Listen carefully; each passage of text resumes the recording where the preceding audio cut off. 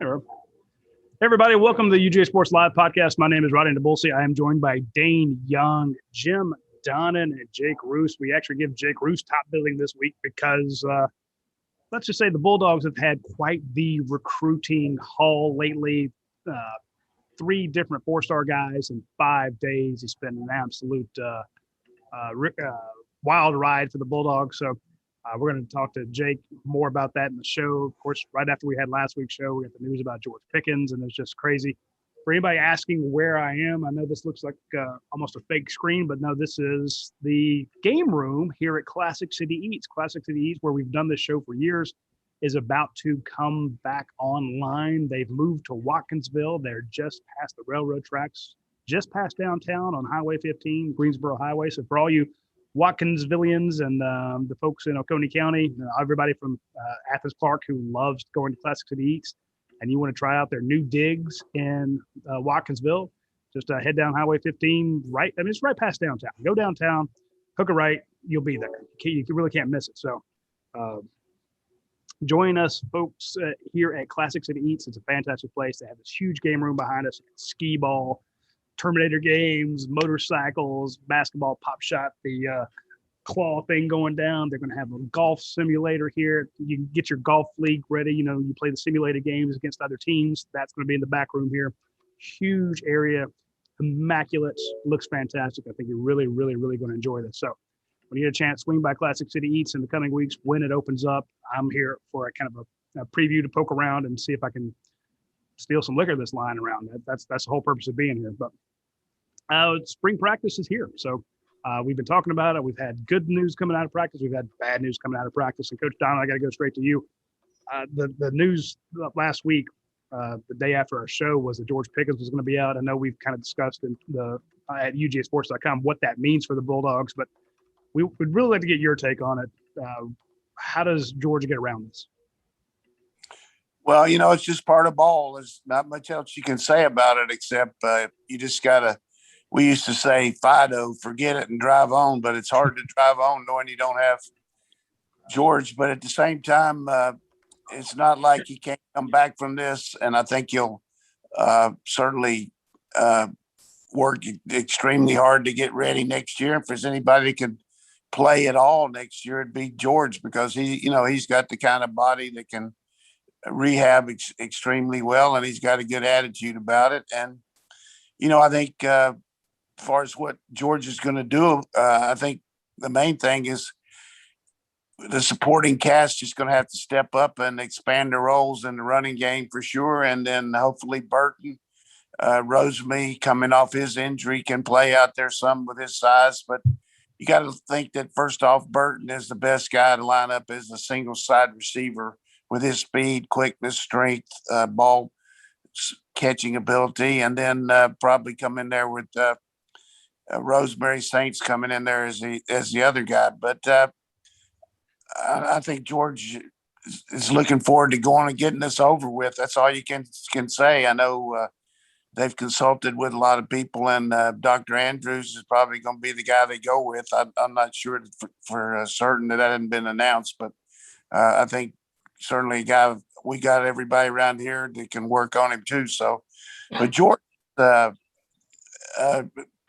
is close to being a guy that, he's not, nobody's indispensable, but you saw our ineffectiveness last year without him, but we have some guys that have really stepped up and played a lot better since then too. And our quarterback situation's been enhanced with JT. So I think Jackson really will focus more on him and then using these tight ends. Fitzpatrick's the number one guy coming back as far as number of reps, but Darnell Washington really has improved. And as I mentioned on every show we've had the last 3 weeks, I think Brock Bowers, without question, is the offensive guy, skill guy that is going to really be somebody they look to very quickly.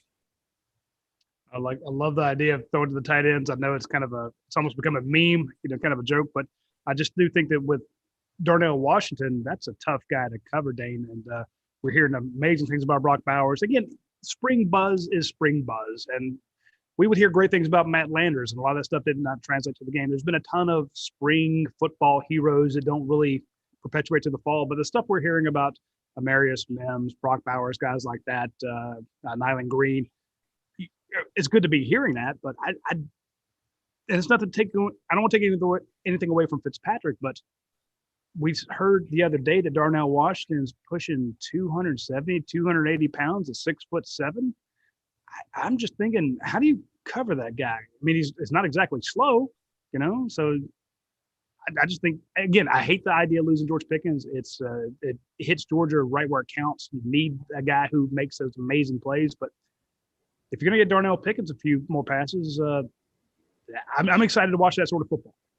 Yeah, and I think people should be. Georgia has a lot of weapons on its offense and returns virtually everyone. If any team could withstand losing someone as talented as George Pickens, it's probably Georgia. And I think that was one of the reactions that you saw when the news broke last week. The other reaction is that the sky is falling and Georgia's going to Georgia, and why can't we have nice things? And I think that both of those can be true, right? He was the best and most impactful player on offense. He is irreplaceable, but there's still other guys that can do different things to have an effective offense. I think both of those things can coexist. I have some numbers for you because I wanted to discuss George Pickens efficiently.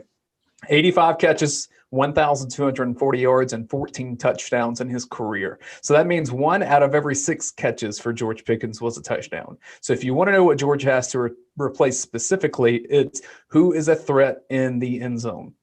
Because other players can catch it all around the field, but when you get to where it's compressed toward the end zone, who can make that catch in a small window? No one's got the catch radius that George Pickens does. According to PFF, in 2019, George Pickens was targeted 77 times. He had 0 drops. That was as a freshman in college in the SEC with, not the greatest quarterback situation all around him at all times. 2020, he went from 28% in contested catches in 2019 to 64% in contested catches. All to say, as the defense has realized, oh crap, he's good. He just got better. And so I suspect that's probably what's going to happen with his career as he moves on to the NFL. He's so talented. I don't think anyone would say he would probably consider coming back for a senior season or anything. You just hope he has a good recovery and a good career after this. Most players recover fine from an ACL, but you do feel for him personally because he's not going to get to play with his teammates and have that experience that a lot of players are able to get, especially after such a destructive season last year. Jay, give us your take on this. Yeah, I don't know. I agree with Coach. I mean, indispensable is kind of the word that comes to mind. And Dane really brought it to light, I think, when you talk about those contested catches. The fact of the matter is George Pickens draws double coverage almost every play. He necessitates that. You don't really have a guy right now that you fear the same way in Georgia's offense. Now, I'm not saying a guy can't emerge, a Jermaine Burton perhaps, or, Kearis Jackson may turn into that guy. But to draw double coverage each and every play is something that was pretty unique to George Pickens. And it's not something that Georgia's had a lot of over the last few years. Prior to him even. So, it's tough. And I will say, as everyone has said, I think that during the Kirby Smart era, this is probably the best situation that they could have in order to take this kind of hit. I think that last year before, it's a much different story. You don't really have a guy. You've got some guys who are a little less experienced, but, similarly explosive. It's a tough deal all around, though. I mean, there's no doubt about it. I think the kid's wide receiver 1 in the NFL draft.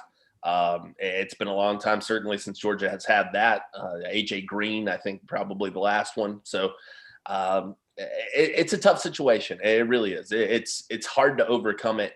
But you have to assume that they've recruited well enough to compensate for this loss. And maybe one of these freshman receivers can get out there and create some noise. Maybe it's Adonai Mitchell. Maybe it's Jackson Meeks, who can get out there and support this cast. But you've got to find that guy who defenses fear. Once again, I don't know that you've got that right now. In terms of production and talent, Roddy, George Pickens is one of the best receivers to ever play at Georgia. He's up there with the Terrence Edwards. He's up there with A.J. Green. He's just one of the best to play at Georgia. It just stinks that he didn't have the full array of time to be able to show that off. But in the time that he did play, man, just tremendous. It's just another guy that's played at Georgia for 2 years. I've made this point countless times. There've been so many NFL guys who, through bad luck, injury, suspension, transfers, whatever, have played at Georgia for 2 years. Red shirts, your No-Sean Moreno situation. Have guys like Alec Ogletree, who was here for 3 years but missed like 11 games out of his career. There's some scooter helmets. Yeah, just ridiculous stuff that has happened. Guys getting banged up. Signing too many autographs. Stuff happens. I'm just saying, there's been situations where it's tough to see. It's tough to get a list of NFL stars that played at Georgia all 4 years, and some of them who were here for 3 still only played close to 2. And you're not going to see 4 years much anymore. I mean, it's 3 and done. It'd be nice to see 3 from a guy like George Pickens. I mean, I don't think you're asking too much there, and so a lot of guys are going to leave early. We get that; it happens. But, you would at least hope to get that 3rd year, especially the best years. Like if a guy misses his freshman year, like Keely Ringo misses his freshman year. He probably plays 2 years and goes to the NFL as a first-round draft pick. But you hate that you missed that freshman year. Granted, they had some plenty good guys there too.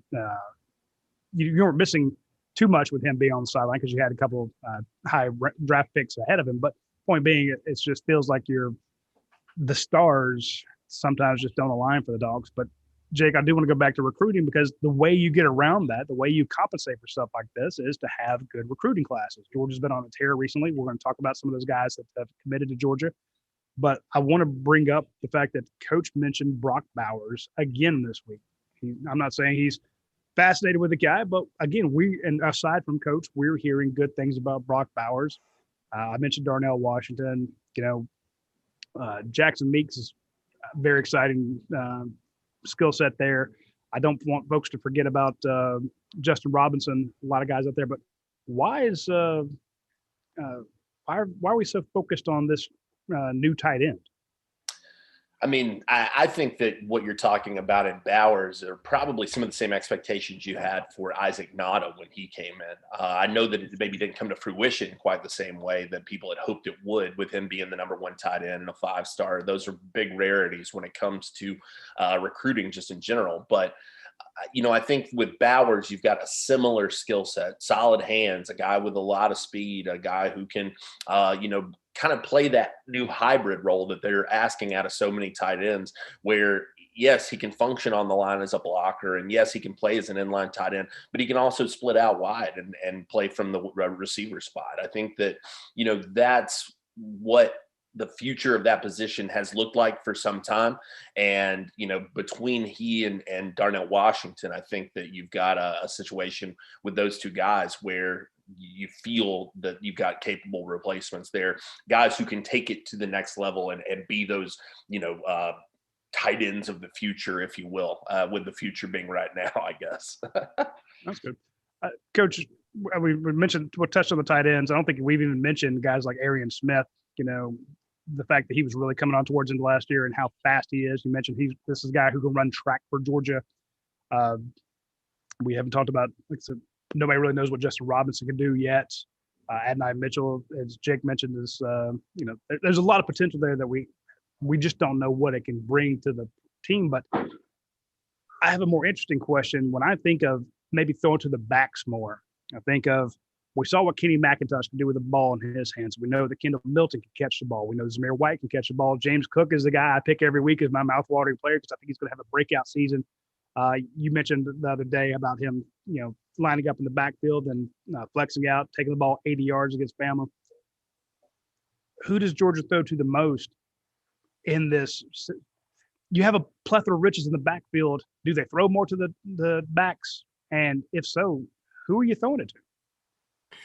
Yeah, the main thing that I think all of us need to get to not get too geared on is how many players we got, and you got to spread it out. And you got to, I'm not talking about you, I'm talking about all, there's a tendency when you have some really good players to think, hey, we got to do this to keep this guy happy, do all that. But the main thing you have to do is win, and what gives you the best chance to win? Does that mean pounding the rock more? Does that mean using different formations to create your best players on the field? I think the part about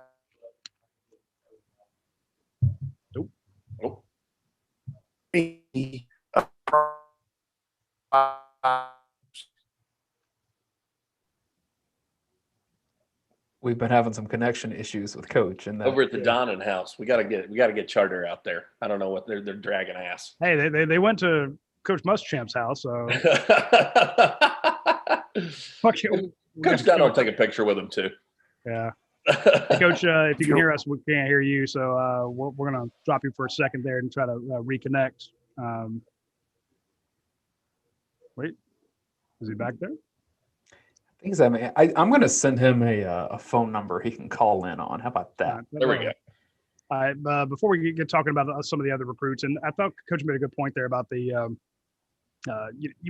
trying to keep everybody happy. At this point, I'm with Coach. You don't need to Through them. And I'm one of the guys who's like, hey, you gotta keep everybody happy. To me, you got to win games. You're primed for you have a schedule that's set up to. You have a big test on the front end. But then it's a much easier schedule than you've faced in years past. You have finally a full team of Kirby Smart recruited players. You have a heck of a coaches who are going to be hired away, or people are going to try to hire away your coaches at the end of the season. They're coming after Schumann. They're coming after Munkin. They're coming after Dale McGee. You've got a good staff of coaches, a very strong group there. They're going to come after Trey Scott. Talked to a couple guys who were just raving about Trey Scott. Same thing happens with Coach Saban every year. Folks come after his coaches. So you got a good schedule, good coaches, great team. Things are lining up your way. You can't be worried too much about massaging egos. But my question is, when you decide that you're going to throw that wheel route, are you throwing it to James Cook? Are you throwing it to Kenny Mack? Throwing it to Zamir White, Kendall Milton, Deshaun Edwards? Georgia's got a plethora of options there. So I don't know which one you go to. It's a good problem to have, and congrats on Dale McGee for putting that group together.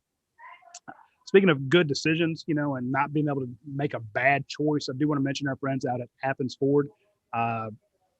They have the Broncos out there. They have the certified pre-owned vehicles. All the vehicles that you buy out there, any of the new ones, any of the pre-owned ones under 80,000 miles, for you are going to have a lifetime powertrain warranty. The point being, you can't make a bad decision there. It doesn't matter if you're going to Milton or going to Kenny Mack or you're going to James Cook. If you go out there and you buy a pre-owned vehicle, a new vehicle, a special order, one of the Broncos, get the Ford F-150, the best-selling truck in America. Go try to get a 250. You're going to have to get on a list for those. Those are being sold as fast as they come in. Point being, the folks out at Athens Ford, they make it so that you really can't make a bad choice out there. And of course, the place is immaculate. They have financing in-house. They have the instantly turn your car into cash. So it's going to be the easiest situation you probably ever had when it comes to buying a vehicle. It's just like Coach Dale McGee when it comes to picking, who to throw the ball to out of the backfield. Not really a bad option out there. So big shout out to our friends at Athens Ford, and they're not cooking here yet at Classic City Eats. That's coming soon. They'll be having the full menu. If you follow them on Facebook, you'll see a lot of the meals they have up. So even though I'm here today, I can't really grab lunch when I really want to. So what I'm going to do, today's Double Points Tuesday at Europie. So I'm going to swing out to I'm going to put in an order at Europie and get a great pizza. And I'm going to get my wife a sandwich. That's what she told me she wanted. And I will do it on the app. When you go to the Europie app and you do it do it that way, you get double points. Now I've got free pizzas lined up and free salads and free gelato, all sorts of free breadsticks, just because I use the app, and I usually do it on Tuesdays when you get double points. So it's a quick way to get a lot of free food from a great place. And Kyle out there, Drew French out there and his wife, they set up a fantastic idea when it comes to getting pizza. You order the pizza the way you want it, you get all the toppings on it, same price. Can't go wrong. Throw it in those brick ovens. The crust comes out fantastic. And I do want to give a big shout out to them supporting us for years. It's going on half a decade now, longer, maybe a decade. Anyway, Drew and Natalie French have been taking care of us for a long time. We really appreciate it. And I'm telling you, you should take care of them by today when you get dinner or lunch. Swing by our friends at Europie. I think we have Coach on the phone now, by the way. So if you have a question for Coach, you can throw it his way. We did get a question from hang on a second. I'll have to find it here. Jake, we do this each week. We start talking about all the stuff that's going on with the team, but we leave recruiting for the end, and we need to hit on recruiting now. What's going on there? There we go.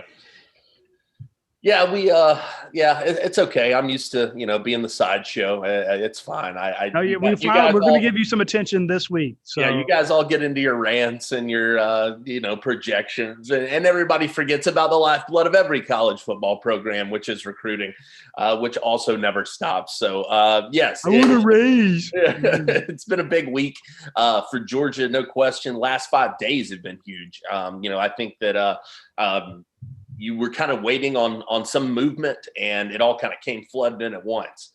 It seemed like maybe you were going to have to wait a little bit longer, but with visits maybe opening up in June.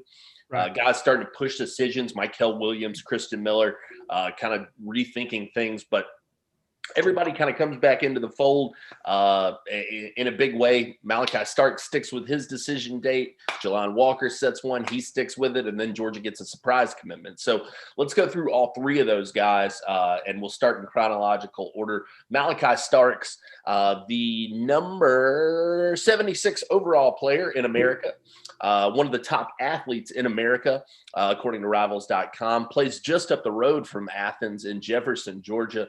And a kid that, the skill set, listen, it speaks for itself. Go watch the film. He does everything, right? He plays each and every position. He's one of those guys that, it's a situation in high school where he's the best player on the team, so he plays quarterback. But he's not going to do that at the next level. I think most people projecting him for safety, at least to start his career. I think he's got potential on both sides of the ball. Wouldn't surprise me to see him maybe start out over there, end up at wide receiver at some point. He's just a guy to figure out. I think there's room to figure out how Malachi Starks fits in the future. I will say this about him, and it's been something that we've had kind of over the course of this weekend.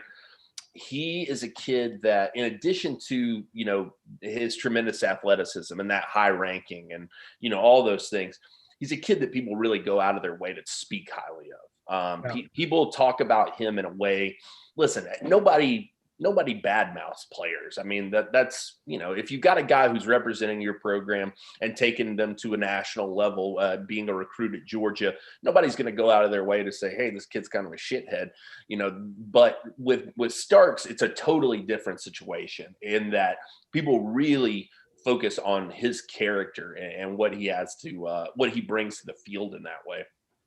Go over to UGASports.com. Check out the Coach's Corner we did with his head coach, Gene Cathcart. And I thought that what he had to say about him was just tremendous. Talked about, this is a kid that goes into the community. He's out at rec ball. He's watching Pee Wee football just because he knows those kids love him. He's cheering on the JV squad on Thursday nights and bringing his teammates out to rally them. Just because, those guys all look up to him. They want to be Malachi Starks. And, when you talk to the kid, so impressive, such a good head on his shoulders. I mean, just a lot to love about the pickup. I'm curious as to your guys' thoughts on Malachi Starks as well. You talk about how people don't like to drag kids down. And sometimes we do get a note from somebody who's related to the program. They'll say, hey, that kid's really talented, but he's a cancer in the locker room. He's an arrogant little whatever.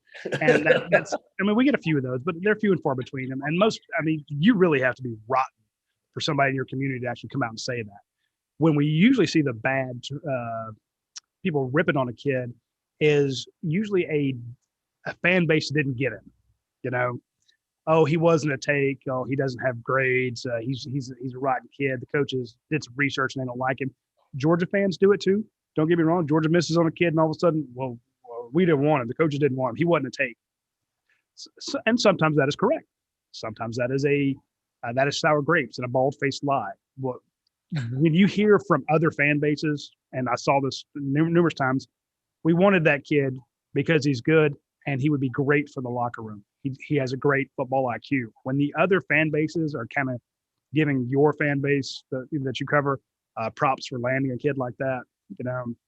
That says a lot.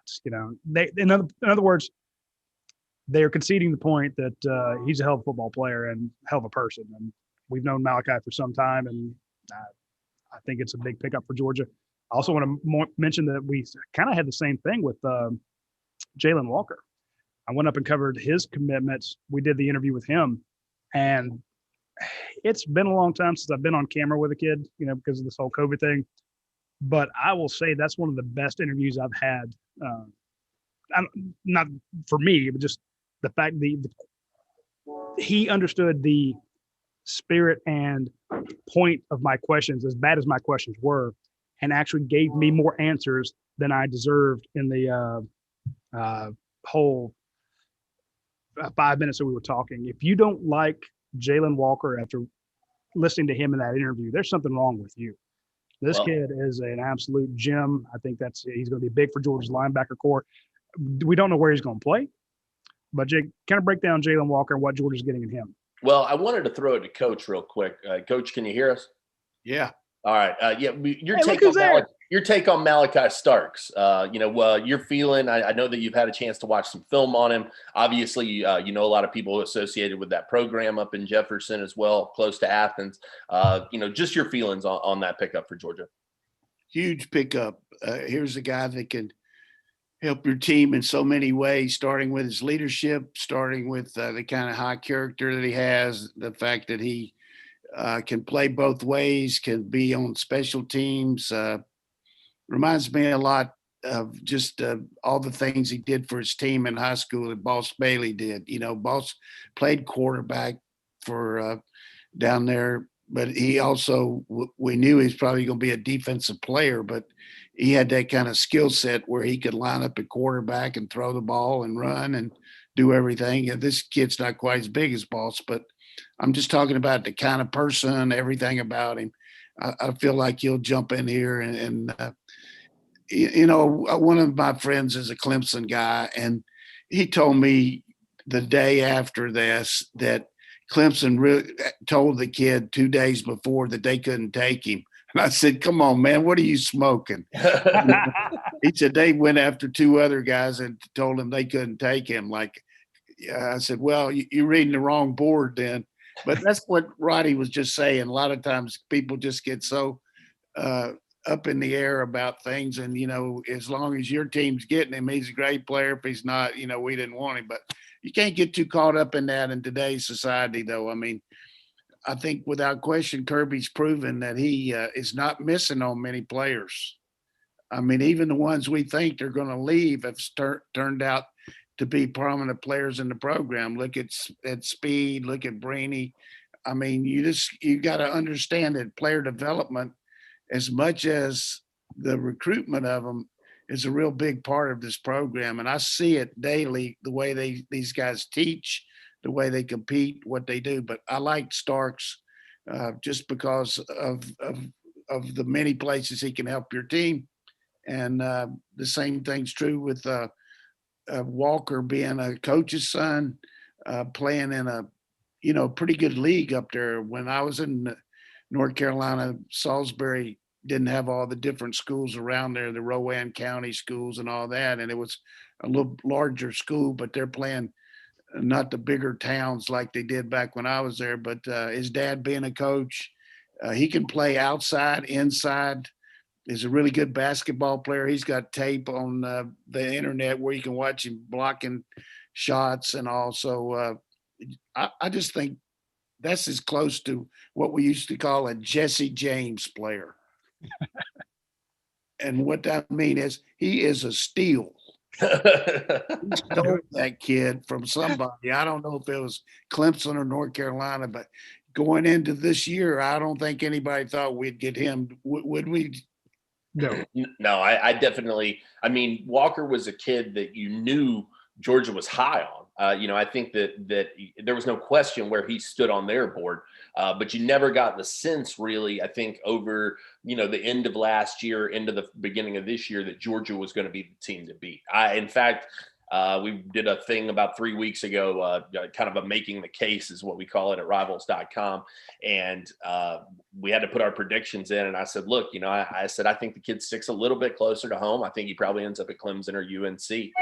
Georgia really kind of emerged down the stretch for Walker. And, I think that was a really key piece for them. I think there's no question that they wanted him. I think there's no question Clemson wanted him, UNC wanted him, but Georgia coveted this kid as a major piece of this class in 2022.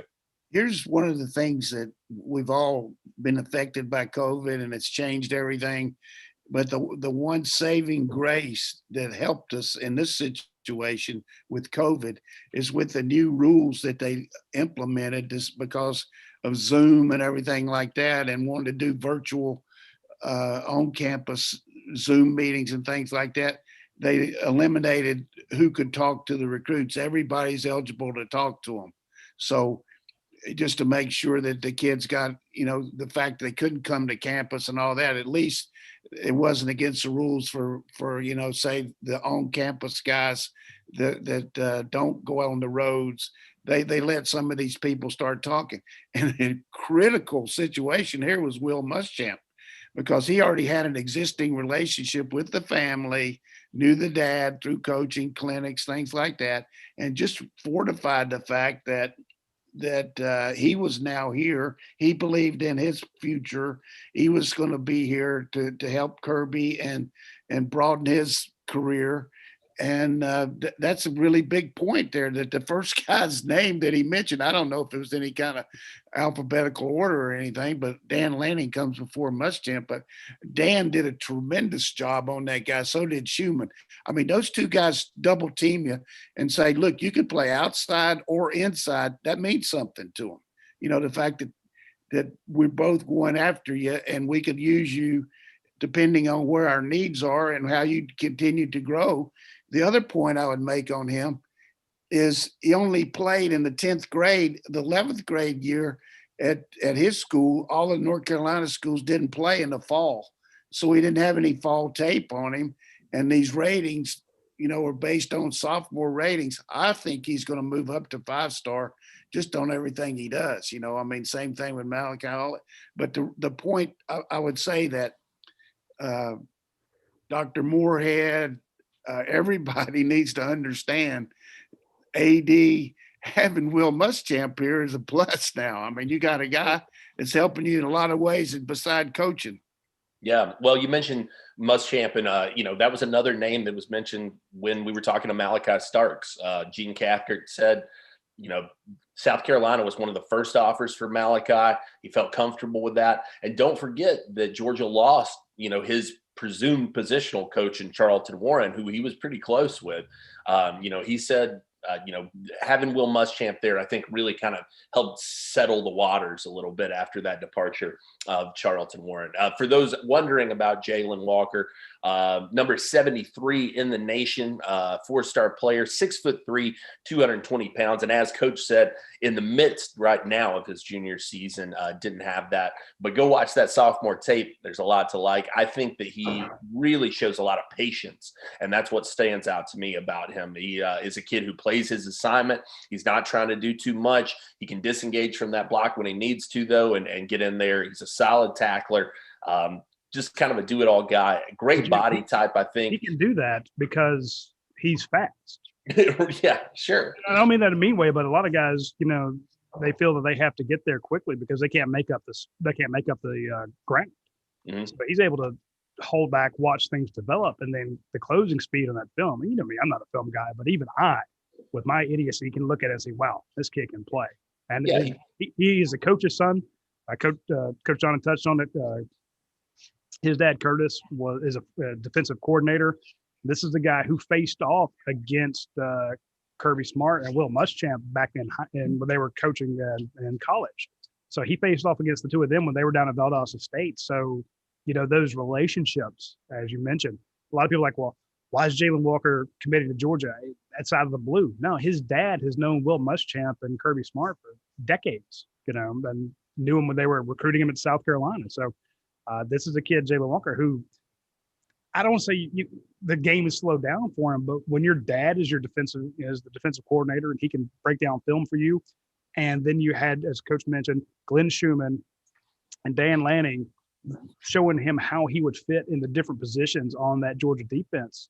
That's when it clicked for him. And just one day, he's walking away from the table, and it's Georgia. And he waited a couple of days to tell his parents, but it was that culmination of, I can see myself there. I know these guys. And he mentioned numerous times he wants to play for a national championship.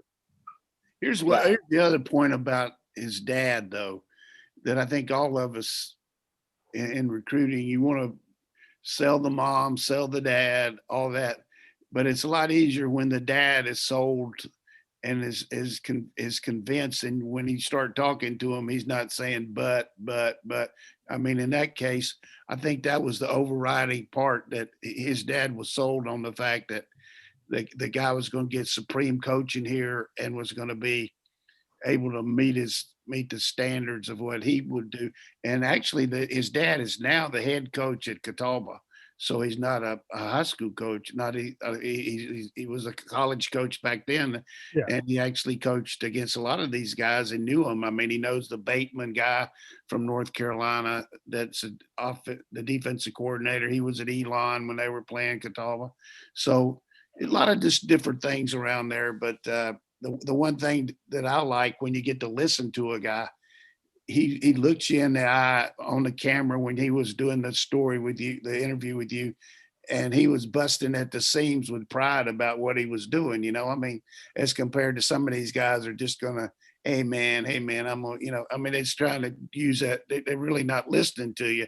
He wanted to give you the answer to what you were saying. And I think that's really a very, very mature look at, and the same thing with Malachi. I mean, it's their day, but it gets to be a point when you get a lot of these interviews, you kind of say, well, what else is going to happen? But and I was one of the last ones to interview him, Coach. And he, like you said, even though I was fumbling with my questions, he knew what I wanted to hear, and he knew what I was asking and answered completely and fully. And I walked away from that going, wow, this kid did me a favor. It made me look good. Two big candidates there. I think he did a good job of busting you when he said he didn't really pull those things out of a cup. They were just in the cup. And you said, well, a lot of people want to think if you just pull the number out of the cup and that's who you pick. Yeah, he did bust him. It was good. He did. I'm going to give my boy Jake some love here yesterday. I'm sitting around here doing my normal, getting ready to watch The Price is Right and getting ready to see what's going to happen here on all these different shows, watch a little tennis, and he hits me up at, hey, I hear this kid's from up in Tennessee, he's going to commit here pretty quick. I said, well, I hadn't heard anything about it. Of course, why would I hear anything? But he said, what do you think? And I said, hey, if you're hearing it, I guarantee it's got to be happening. And hey, he smoked the whole country on it, just like he does everybody. And I'm going to tell you, that was good. And we caught the whole internet. After raise, hush. And Roddy had to go get some more barbecue yesterday after he heard that. Yeah. Yeah, no, so yesterday, Georgia caps off this 5-day run with a 4-star commitment from Jordan Brian James. Now, he's one of those unranked 4-stars, so a guy that's not nationally ranked, but 4-star nonetheless.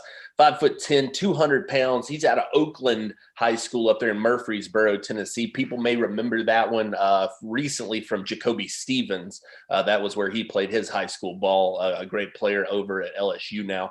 But Brian James, a guy that I really like the film on. I think that, again, I know I've said that about all three of these guys, but I think that in a situation that Georgia has this year where you're going to take 2 backs, it's pretty clear after going white last year, taking only Lavassier Carroll, who's now presumably playing some defensive back for the year. You've got to go too heavy in this class.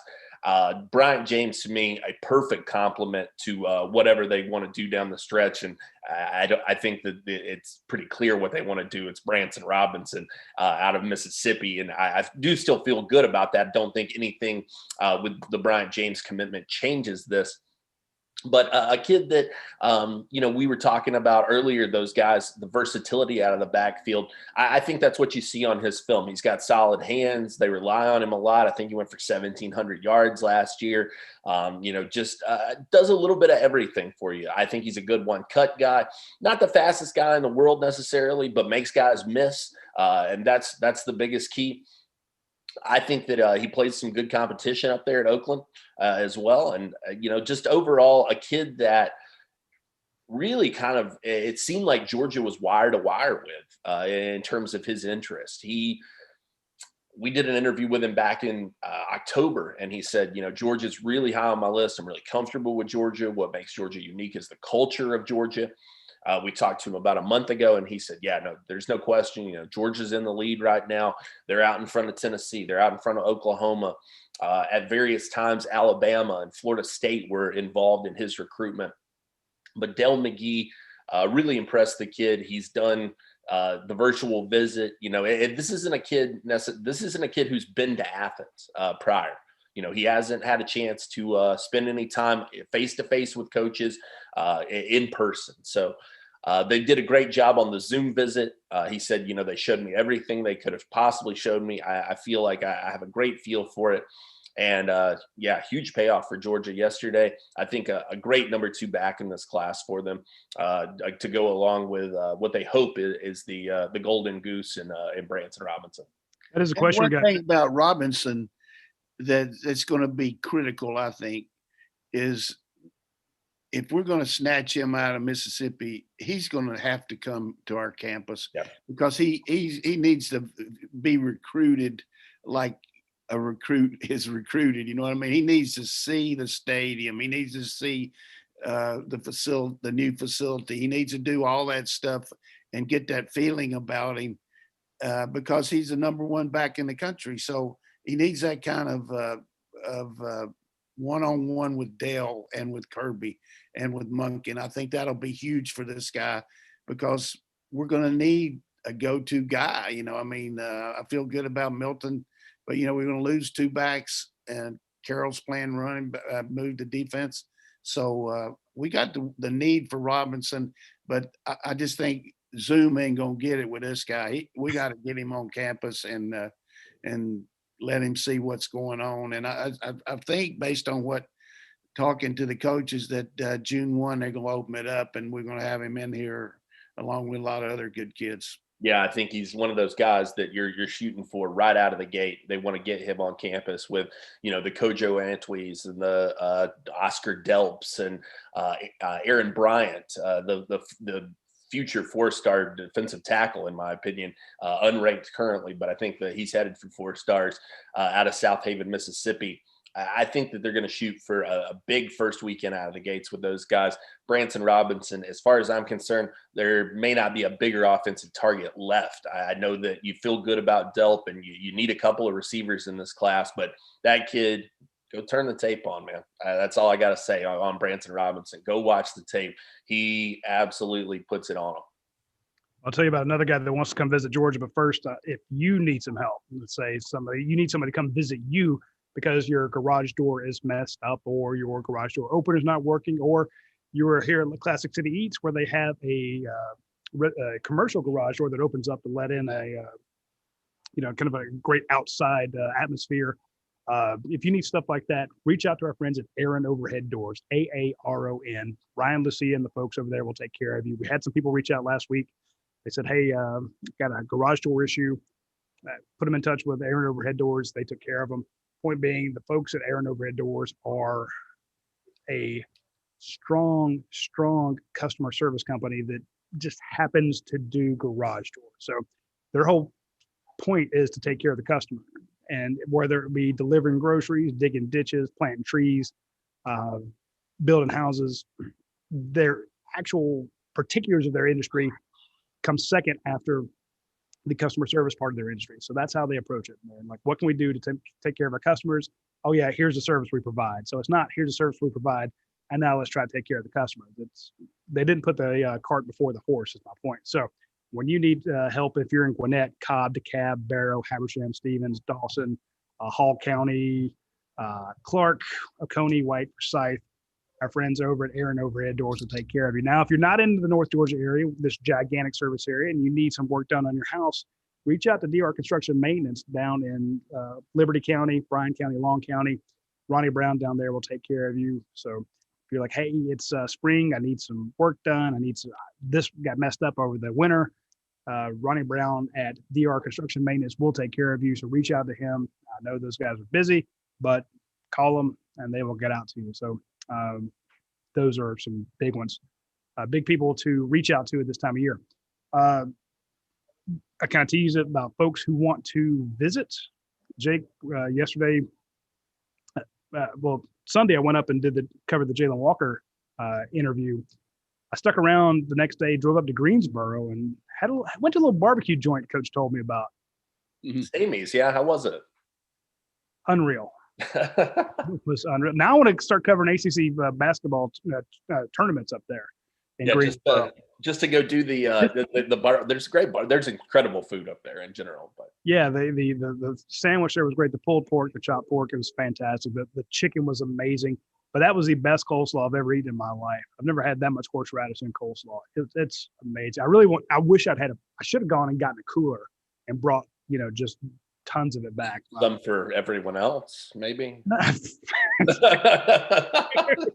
Adorable. Oh, you're so cute. No, not at all.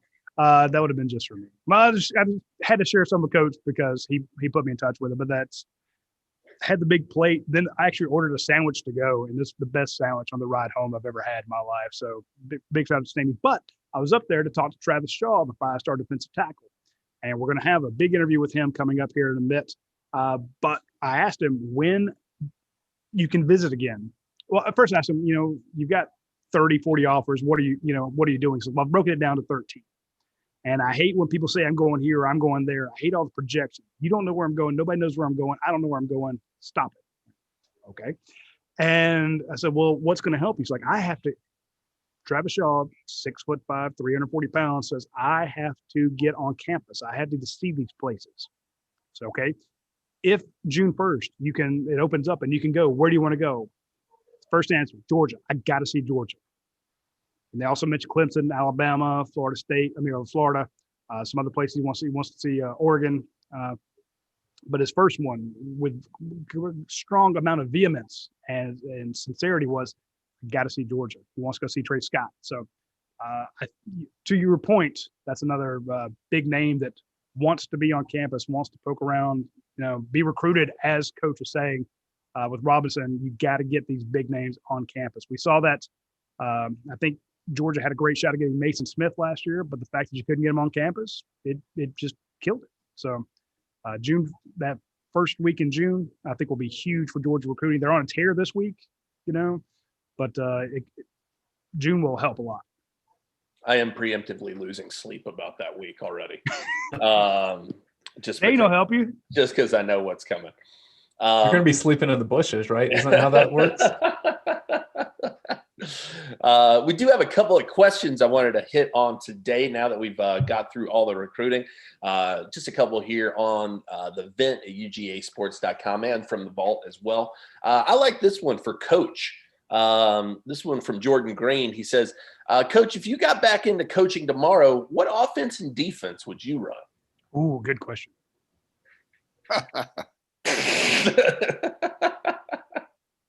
You just got to be multiple on defense, no question. You got to have a lot of different fronts and looks. But the main thing defensively, you just got to be able to get your players lined up and play the fastball on defense like you do on offense. I would run the spread and incorporate some some option in it, just because keeping people from running man. It's hard for me not to do that. But that's a good question for him, and I would like to think I could get back in, but no wishbone. But I'm said I'd run a little option, but I won't get back to the bone. He also wants to know who you call for your coordinators, Coach. I will say that the one thing that I wanted to say before I screwed this thing up, and I appreciate you guys putting up with me on this. I don't know. I've done the same thing for 3 years here, and I've never had this problem, but it must have been something that happened in my basement or something. I don't know. But On Friday, I went out. My daughter came in here and was able to help me stay with my wife a little bit. So I went over. I hadn't been able to watch a tennis team play, and I went and watched them play. And I happened to see Kirby and his family over there because they have the one son that likes to play Weston.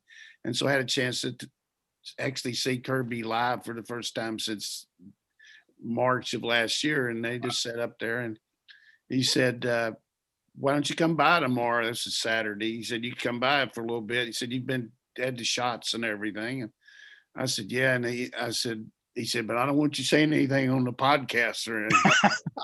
No, he was kidding. He didn't say it like that. I said, I promise you I'm not going to say anything on a podcast because that's not fair.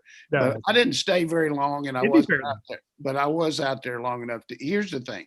I haven't been to a football game or a practice or seen anybody do anything in like 13 months, 14 months. Right. And I'm just going to tell you, I was overwhelmed with the speed on that football team.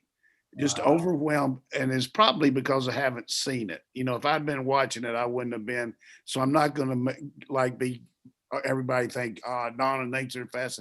But it's just pretty much true. If you can't run, you probably shouldn't go on that practice field. And I'm talking about managers and trainers too. They got to get their ass in here and get things lined up. But just a whirling dervish of activity out there. It looked very organized as usual, but looked like the offense is really farther along than you probably should be at this point. To me, you know, for the 5th or 6th practice. So I just wanted to give you a little plum there. That's all I can say. But I'm not going to talk about it. I'm not going to talk about anybody in particular because it wouldn't be fair. But and I don't usually go over there much in the spring. But it was nice of me to go up and hug James Cook and see Zamir White and see George, and just it was good for the old coach. You know, I mean, I miss that. That's part of the best part of Kirby being a coach. He makes me feel good that I can come over there, and I love to be around the players. I mean, I'm telling you, I'm not going to get emotional, but I love to be around the players and see what they do and watch them grow up and just be part of it. But we got some good kids out there. And the one thing I told Kirby later, he asked me a couple of things, and I told him, I said, there wasn't a lot of bitching and moaning out there. You know, like a lot of times guys in between reps and all are working us too hard. There's a lot of encouragement out there. There was a lot of leadership. Monty Rice is gone, and now Jacoby Dean's got to step up, and he can't practice with his shoulder, but he's out there. He's showing a lot of leadership, walking around, coaching those linebackers. It's just a very good atmosphere to see these kids again. And I don't know how good they're going to be. It's a long time, but it was great for me to see live ball for a little while. And that's it for me on that. I'm not going to ask you about anybody specifically, Coach, but I assume it was. I don't know any of the numbers. Well, I was going to say, I assume it was. Well, I was looking for Kendall Milton. Hell, he's changed it too. You wouldn't even need to know the number on this guy. I bet it was hard to miss Amarius Mims out there. Who? Amarius. 65. I don't know. I don't know what his number is. I'm sure he was easy to spot, is what I'm saying. It probably looked pretty small on his frame, whatever the number is. that end of the field where the offensive line and the defensive line were on, you got some full-grown men out there. Land of giants. And I think Coach touches on a good point, though, Jake. Look at the guys that committed this past 5 days. Oh, yeah. Fast. Not a lot of bitching and moaning either. No, you're right. There's never been. But what I meant was, it was just, I can't say stuff like, it was just a good atmosphere to me of, you know, a lot of times practice is hard. I mean, you know, it looked to me like they were ready to go. They were getting ready to play somebody. I like that. I mean, we're not ready to play for sure, but it wasn't like, let's get this practice over with and all that. And it was. I wonder if some of that's from, you know, a lot of players don't like spring camp. Call it what it is. It's a lot of work. You're not getting ready to play a game. It's not showing up in your NFL highlights. It feels like extra work. A lot of guys don't like to go through spring. But when you have actually having missed it last year, I think that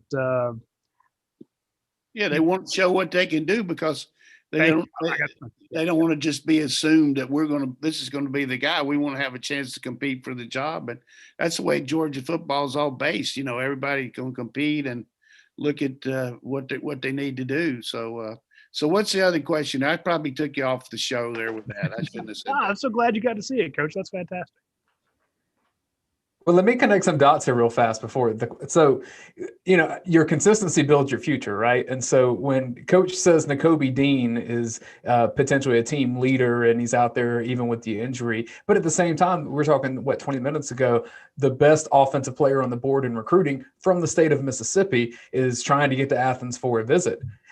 You better believe Nakobe Dean, with his experience as a athlete from Mississippi, now at Georgia, you better believe that's going to be something that he shares with him. Same thing with you get Will Muschamp on staff, and all of a sudden the relationships that he's developed for all his years in coaching comes in to help even further, because maybe he's embedded more with some of those North Carolina high school coaches from where he's coached recently. Georgia's just got a really consistent track record here of taking advantage in some of these situations. And with Tennessee falling now, Georgia gets a running back that would have been in Tennessee's backyard. You never know what would have happened in that situation. So Georgia is becoming really consistent in a lot of different areas. And typically that's going to land you in a college football playoff. Great point. And we talked about the everybody trying to adjust and recruit the way you need to. We held our own with the Zoom. I mean, no question. We got a good class. But the real basis for us is our head coach outworks anybody.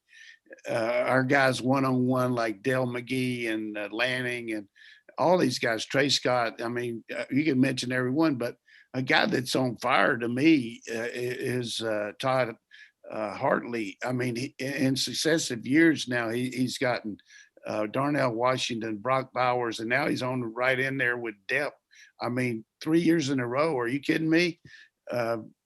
Top players in the country at one position, and that means a lot. And the same thing with Luke with the lineman. And Luke will help on the Ole Miss connections because he'll know a lot about this kid from Mississippi, just like Trey Scott started recruiting Shaw when he was at North Carolina. He knew him when he was coaching at North Carolina, the kid at Grimsley. So there's a lot of good stuff there. And Travis Shaw did say, hey, Trey Scott is the guy. I love this man. We talk about everything. And he also mentioned, oh, yeah, and I finally got followed back by Jordan Davis. So as Dane points out, the guys from the same state reaching out, taking care of the other guys, doing their job, helping to recruit, that kind of atmosphere. And again, if you have guys that are ticked off, it doesn't work. Now, I remember when Todd Hartley was hired, a lot of people point out, hey, great recruiter, killed it at Marshall, did a great job in Miami. We talk about these guys as recruiters all the time, but in the last 3 interviews I've done, what has every kid mentioned? The development of players at UGA, the development of Jordan Davis, the development of Nakobe Dean, the development of guys like Adam Anderson and Azeez Ojulari and guys like that, the development of the running backs. Everyone I'm talking to, these kids are talking about how, oh, yeah, he's a strong recruiter, but they're putting guys in the NFL. So I think you're right, Dane. That consistency is starting to show. We're going to have the draft here a little bit. Georgia's going to have a bunch of guys drafted, and they'll be able to put out those graphics saying, hey, here's who we got in the NFL this year, with a bunch more guys who are going to go. And it builds. It absolutely does build. Indeed. Jake, was there any other questions? I think we're good. I think we touched on most everything else. A couple quick recruiting things I'll touch on real fast. Had a question here with the addition of Jaylen Walker. This is from Dab2269. He says, with the addition of Jaylen Walker, I think Georgia needs at least one more elite outside linebacker in this class. In your opinion, do you guys think we will land at least one of Jeremiah Alexander or Shamar Stewart? If so, which guy do you think would be a better fit into our system?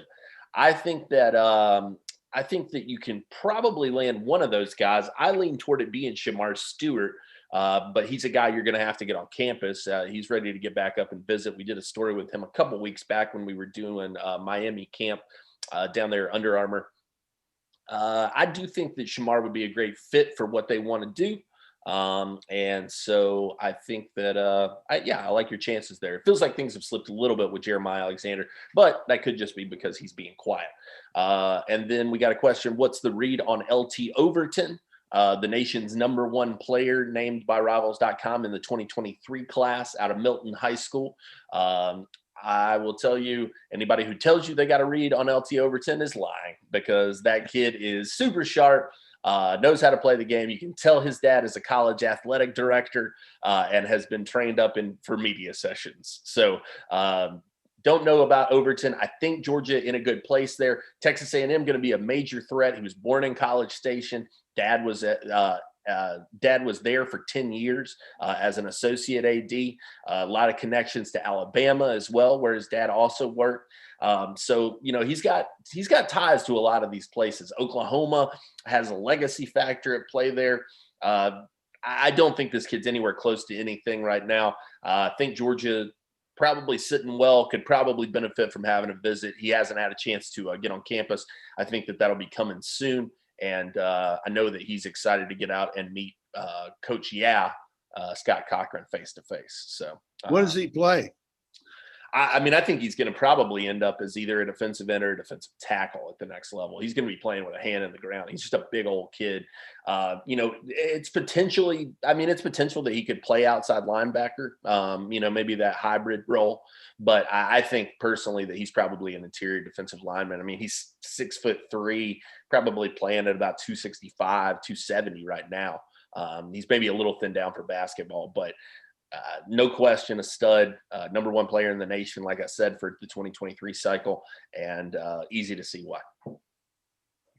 Hey, Jay, before we go, I do want to mention our friends at Academia Brewing Company. They are actually looking right now for front of house full and part-time openings, because they're growing and expanding and getting bigger, because they advertise with UGASports. That's the only reason. It's not all the fantastic beer they brew. It's not the amazing food they cook. It's not their beer and biscuit brunches on the weekends. It is just because they are associated with UGASports.com.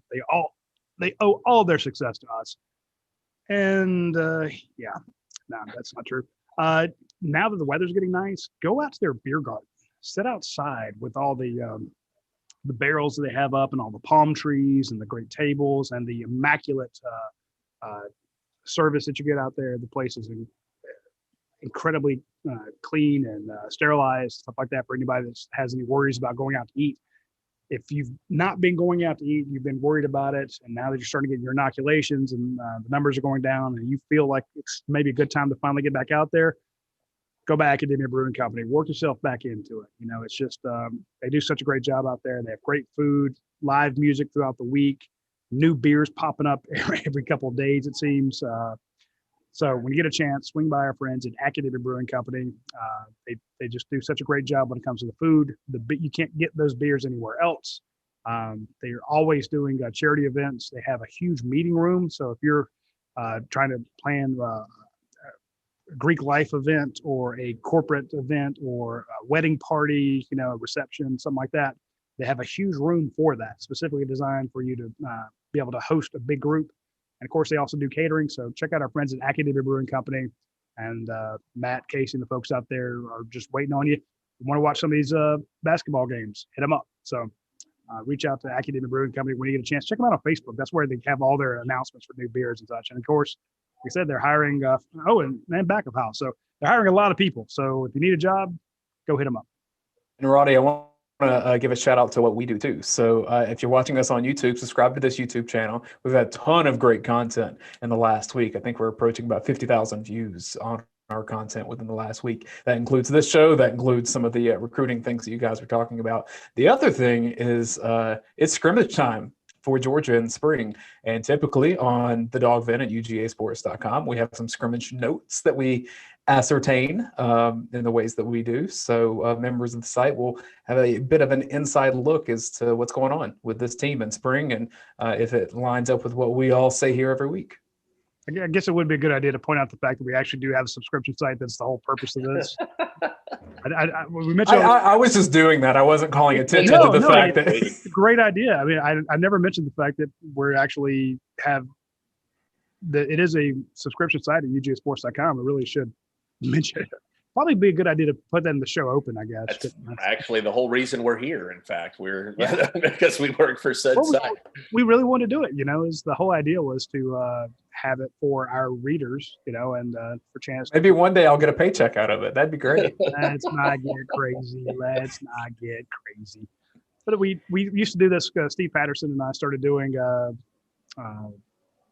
we'd sit around with Anthony Dasher, guys like that, and we would just talk football. Then we'd put it up as a podcast before everybody knew what the hell a podcast was. For us, it was just audio recording, and some of the early hosting things were hilarious. They were not called podcasts. It was just the UGA Sports live show, and we would just talk football, and we'd have people ask us questions on the dog vent, and we'd touch on them before it ever happened. So when we finally got this back and Coach Donnan joined us, it's like, okay, now all of a sudden we feel professional and smart or something. But again, it's a great vehicle for folks to get to hear Coach Donnan, and it is brought to you by the folks at UGASports.com. So thank you to all of our subscribers who have been with us through thick and thin for 23 years. So we really appreciate all you folks, and we love it when you ask us questions because we like to try to get you an answer. All right. And with that, well, Coach, I appreciate you being on the show. Jake, you too, and even Dane. I do appreciate you guys joining us, and I hope everybody will join us next Tuesday when we will have a lot more to talk about, maybe even more recruiting and definitely some scrimmage thoughts on the scrimmage that Georgia's going to have this Saturday. Until then, we will see you on Tuesday.